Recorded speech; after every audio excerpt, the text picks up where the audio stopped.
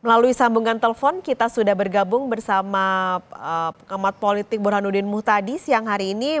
Mas Burhan, selamat siang. Siang. Ini menarik untuk melihat Presiden mengundang siang hari ini makan siang 3 calon presiden. Menurut Anda, apa arti dari undangan Presiden ini? Menurut saya Presiden sedang berusaha untuk menampilkan ke publik bahwa beliau sebagai kepala negara sekaligus kepala pemerintahan Mhm. itu ingin netral kepada seluruh peserta Pilpres. Ini penting karena bagaimanapun setelah MK mengambil keputusan untuk memberi semacam tiket konstitusional buat Gibran putra presiden, itu ekspektasi publik agar presiden lebih negarawan, lebih netral itu makin meningkat. Data survei terakhir saya hampir 80% masyarakat yang menginginkan presiden netral dan tidak memihak.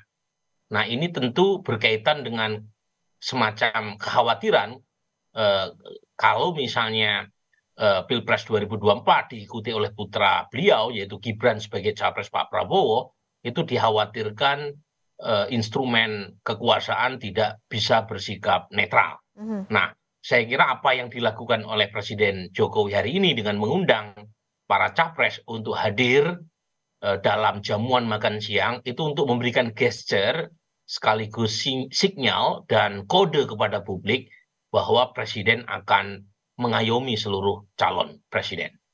Tapi apakah memang pengaruhnya sebesar itu dengan undangan ini, Mas Burhan, untuk melihat ini kan kalau secara apa ya logika gitu, anaknya nyalon jadi cawapres, masa sih bapaknya nggak mendukung anaknya begitu? Nah, apakah memang gesture yang tadi Mas Burhan cerita ini akan berpengaruh begitu besarnya memberi sentimen kepada masyarakat bahwa memang presiden ini netral? Ya tentu apa yang disaksikan hari ini tidak serta-merta langsung ditelan oleh publik ya. Publik tidak otomatis percaya bahwa pemerintah akan bersikap netral hanya sekedar dengan mengundang jamuan makan siang. Jadi komitmen hari ini harus dilanjutkan dalam bentuk yang konkret ya. Misalnya presiden harus menginstruksikan kepada aparatur negara tidak menggunakan apapun ya yang berkaitan dengan fasilitas publik untuk kepentingan salah satu calon. Hmm. Jadi saya setuju bahwa ini tidak serta-merta membuat publik percaya, tetapi kan namanya komitmen baik ya harus disambut ya. Nah, nanti tinggal kita cek, kita awasi, kita monitor apakah komitmen verbal Presiden Jokowi, gesture atau sinyal ini diikuti dengan bukti konkret di lapangan atau tidak. Oke, ini juga sebenarnya terjadi ketika partai dari presiden yaitu PDI Perjuangan sedang banyak apa? Saya kasih tanda kutip di sini Mas Burhan, menyerang presiden dengan berbagai langkah begitu. Ada yang bilang presiden meminta 3 periode, lalu juga sekarang mengarah juga ke Gibran. Apakah ini juga kadang kan kita melihat Presiden Jokowi ini punya banyak sekali gimmick-gimmick politik yang dilakukannya. Ini apakah menjadi salah satu bagian juga dari jawaban untuk PDI Perjuangan dari Presiden Jokowi? Mungkin nggak terlalu bisa dikaitkan dengan PDI Perjuangan ya, tetapi ini lebih berkaitan dengan tudingan bahwa Presiden Jokowi tidak bisa berlaku netral, Oke. bahwa ada semacam apa namanya tudingan dari PDI Perjuangan berkaitan dengan 3 periode dan seterusnya itu kan berkaitan dengan lain hal ya. Tapi lebih sebelumnya kan Presiden Jokowi mengeluarkan statement soal cawe-cawe. Mhm. Nah, meskipun Pak Jokowi mengatakan cawe-cawe itu konteksnya adalah ingin memberikan pengaruh agar keberlanjutan kepemimpinan nasional itu bisa mengarah pada komitmen menghadirkan Indonesia Maju 2045, tetapi statement cawe-cawe itu kan kemudian dikaitkan dengan munculnya Gibran sebagai cawapres Pak Prabowo. Mhm. Jadi kemudian publik mempertanyakan apakah ini yang dimaksud dengan cawe-cawe ketika ujung dari statement itu ternyata memunculkan putra beliau sebagai salah satu peserta pemilu 2024.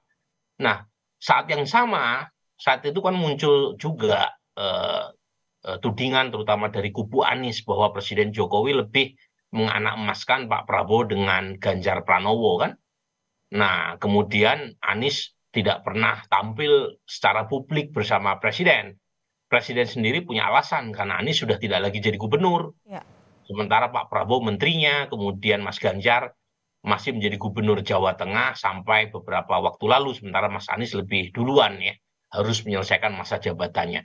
Nah, setelah ditetapkan oleh atau setelah KPU menerima pendaftaran ketiga capres, jadi Presiden Jokowi sebagai kepala negara kan merasa perlu untuk mengundang tiga-tiganya. Mhm. Kalau sebelumnya kan nggak ada pintu masuk untuk mengundang ketiganya apa? Lawong Ganjar dan Anies Baswedan sudah tidak lagi menjadi kepala daerah. Sementara Pak Prabowo mungkin karena statusnya sebagai anak buah Presiden Jokowi, ya dalam banyak hal seringkali berjumpa dalam kegiatan. Nah, kali ini ada alasan untuk mengundang ketiganya secara formal karena ketiganya sudah didaftarkan ke KPU. Mhm. Bertemu dengan ekspektasi publik agar presiden lebih netral sekaligus bersamaan dengan kekhawatiran publik supaya presiden jangan memberikan dukungan kepada salah satu calon. Nah, gesternya diwujudkan dengan mengundang tiga calon. Jadi nggak ada kaitan langsung dengan PDI Perjuangan. Hmm, tadi Mas Burhan juga cerita soal ini nanti kalau memang, bisa diterima masyarakat mungkin secara tidak langsung akan ada lagi komitmen-komitmen konkret politik lanjutan. Boleh dielaborasi lagi Mas Burhan, apa sih yang nantinya, bisa memberikan pengaruh cukup besar dari komitmen presiden untuk menunjukkan bahwa memang saat ini sebagai negarawan presiden netral? Ya, menurut saya presiden harus menindaklanjuti pertemuan sekarang kepada seluruh aparat pemerintah Mhm. agar netral, tidak memberikan privilege tertentu kepada salah satu calon. Jadi ada surat edaran yang diberikan kepada seluruh aparatus negara, TNI, kemudian Polri, kemudian Kejaksaan, termasuk juga institusi seperti kementerian maupun surat edaran kepada seluruh kepala daerah agar tidak menggunakan instrumen kekuasaan, tidak menggunakan aset negara untuk kepentingan pemenangan kepada salah satu calon manapun ya. Mhm. Jadi ada follow up-nya, tidak sekedar makan siang gitu ya. Makan siang penting gitu ya. Tetapi jangan sekedar makan siang saja, tapi ada follow up-nya dan kemudian publik mengawasi. Kompas TV, media, civil society mengawasi ada tidak abuse of power berkaitan dengan proses menuju 2024 nanti ya. Termasuk nah pertemuan kali ini bukan semata-mata itu ya, tapi presiden juga harus memberikan gesturnya kepada ketiga calon presiden yang diundang ya. Setahu saya yang diundang hanya tiga capres ya. Mhm. Cawapresnya nggak diundang gitu ya, setahu saya ya. Jadi Mas Gibran nggak ada di situ, Pak Mahfud nggak ada di situ, Pak Muhaimin nggak ada di situ. Nah, saran saya gitu ya, itu juga dipakai untuk memberi nasihat kepada tiga calon presiden yang diundang makan siang ini, ya, agar kampanye secara damai dan gembira. Mmm. Ya, jangan menyebarkan hoax, jangan menggunakan politik identitas, ya, jangan menyalahgunakan kekuasaan. Ya. Ini penting ini karena situasi dunia sedang tidak baik-baik saja, ya. Geopolitik sedang memanas di banyak tempat di Timur Tengah, kemudian di Rusia dan Ukraina, kemudian memanasnya perang dagang antara Amerika dan China. Ya. Jadi membutuhkan persatuan ya berkaitan dengan tujuan yang lebih besar ya, bukan sekedar kemenangan elektoral. Jadi jangan sampai proses menuju Pilpres 2024 itu menimbulkan luka dan harus dicari. Nah, ini ada kaitannya nih ya dengan PD Perjuangan tadi. Mhm. Harus dicari satu formula yang bersifat win-win, jangan zero sum game. Mmm. Ya, karena terus terang saya harap-harap cemas ya, sangat khawatir melihat perkembangan perseteruan antara PD Perjuangan dengan Istana yang menuju pada indikasi yang kurang positif. Ya, saya tahu kedua belah pihak ini mungkin merasa dikecewakan satu sama lain, tetapi harus ditempatkan kepentingan nasional yang lebih besar di atas segalanya. Ya. Jadi jangan sampai hubungan kedua belah pihak, Presiden Jokowi dan PD Perjuangan itu memburuk, karena yang rugi adalah bangsa Indonesia. Mhm. Jangan sampai hubungan itu memanas hanya karena persoalan elektoral, kemudian mengabaikan kepentingan yang lebih besar. Ini penting nih, saya sampaikan, karena sejauh ini kedua belah pihak itu sebelum drama terakhir, itu hubungannya bersifat simbiosis mutualistik. Ya. Mhm. Presiden Jokowi mendapatkan dukungan penuh dari PD Perjuangan untuk menjaga stabilitas politik, karena PD Perjuangan adalah kapal induk terbesar di parlemen ya, dengan kursi terbanyak, yang memberi garansi kepada Presiden Jokowi untuk bisa memuluskan semua kebijakan berjalan secara baik. Saat yang sama PD Perjuangan juga mendapatkan insentif dari popularitas Presiden Jokowi. Ya. Data saya survei indikator terakhir menunjukkan 24% dari total responden yang mengaku memilih PD Perjuangan itu karena suka Presiden Jokowi. Jadi Mmm. kalau misalnya kedua belah pihak ini memanas, dari sisi politik Presiden Jokowi kehilangan salah satu induk pendukung utama stabilitas politik pemerintahannya, apalagi jelang berakhirnya masa jabatan beliau tahun depan, dan saat yang sama PDI Perjuangan juga kehilangan 6%-an suara dari kantong basis pendukung Pak Jokowi menjelang pemilu legislatif dan Pilpres 2024. Jadi yang dirugikan bukan hanya Pak Jokowi, Mhm. PDI Perjuangan, tapi yang paling penting bangsa Indonesia. Oke, ini apakah kekhawatiran, Mas Burhan soal zero sum game yang, mungkin tidak berharap sampai di sana akan terjadi karena, pertikaian politik ini akan mengganggu, kedamaian dan kehangatan yang ditunjukkan dari makan bersama presiden bersama 3 bakal capres ini, Mas Burhan? Masalahnya kan bukan hanya Presiden Jokowi dengan Mas Ganjar atau Pak Prabowo atau Mas Anies ya, Mhm. tetapi ketiga calon ini kan mewakili kekuatan politik besar di belakangnya. Jadi kalau mungkin Mas Ganjar bisa menerima itu ya, pilihan Mas Gibran jadi cawapres Pak Prabowo, kemudian Mas Anies juga mungkin bisa menerima pilihan politik pribadi keluarga Presiden Jokowi. Tapi kalau misalnya PD Perjuangan tidak menerima kan repot. Mmm. Ya. Jadi poin saya itu bukan Mas Ganjarnya secara pribadi ya, tetapi institusi-institusi politik besar di belakang beliau, termasuk juga di belakang Pak Prabowo maupun Mas Anies. Jadi poin saya itu indikasi belakangan yang memanas ya, itu jangan sampai membuat kita kehilangan eh, kesadaran pentingnya ya, kita sebagai anak bangsa untuk mengarungi tantangan dunia yang tidak mudah ya. Mhm. Jadi saya sebagai political analyst seringkali diundang dalam forum-forum bisnis community ya. Saya seringkali tahu gitu ya dari tangan pertama betapa tantangan ekonomi global sedang tidak mudah ya. Mmm. Jadi mulai dari pelambatan ekonomi global yang tentu punya dampak terhadap ekonomi tanah air kita ya. Harga energi dan sumber daya alam juga menurun ya. Kemudian juga inflasi yang tinggi ya. Kemudian pelambatan penguatan dolar yang menyebabkan nilai tukar mata uang kita melemah, ya, itu membutuhkan persatuan. Ya. Jadi di saat ketidakpastian ekonomi global semacam ini, kalau diikuti oleh ketidakpastian tinggi di sektor politik domestik, apalagi diikuti dengan instabilitas politik yang mengancam keamanan nasional, itu tentu kabar buruk ya buat kita ya untuk bisa melalui segala tekanan yang sedang tidak mudah ini. Gitu.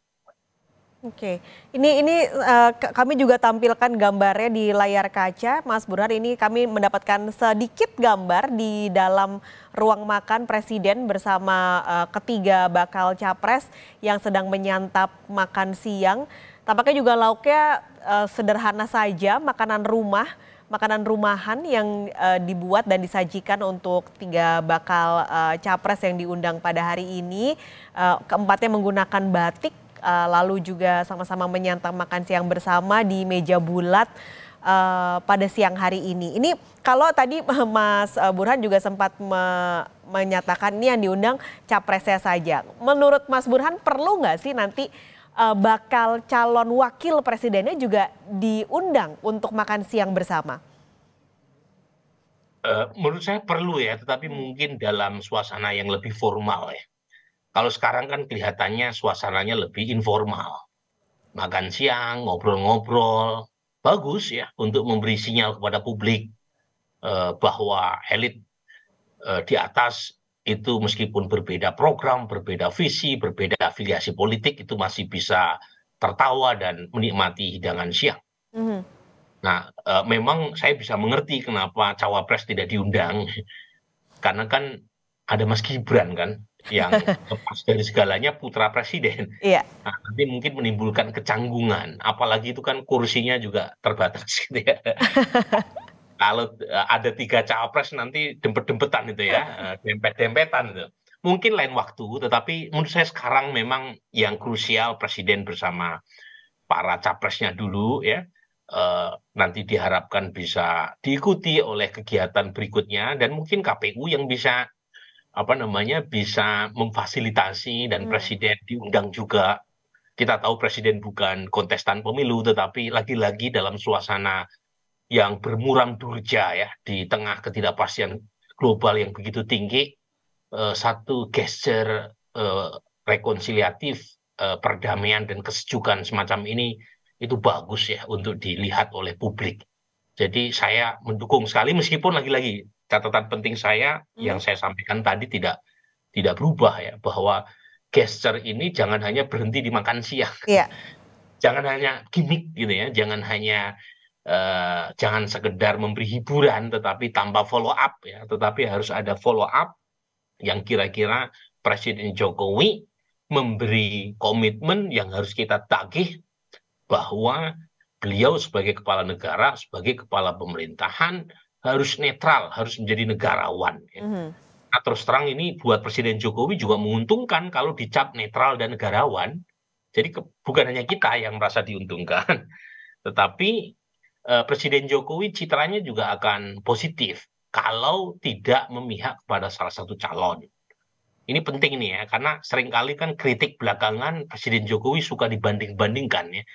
Misalnya PDI Perjuangan membandingkan Presiden Jokowi dengan Ibu Mega ketika menjadi presiden di tahun 2004 ya, beliau maju melawan Pak SBY dan elit PD Perjuangan mengatakan bahwa Ibu Mega saat itu sebagai petahana beliau mampu bersikap netral Mhm. dan tidak menggunakan instrumen kekuasaan. Ya, meskipun akhirnya Ibu Mega kalah ya melawan Pak SBY 2004. Tapi poin atau lesson learn-nya yang disampaikan oleh elit PD Perjuangan Oke. adalah ada kekhawatiran kalau misalnya Presiden Jokowi tidak netral.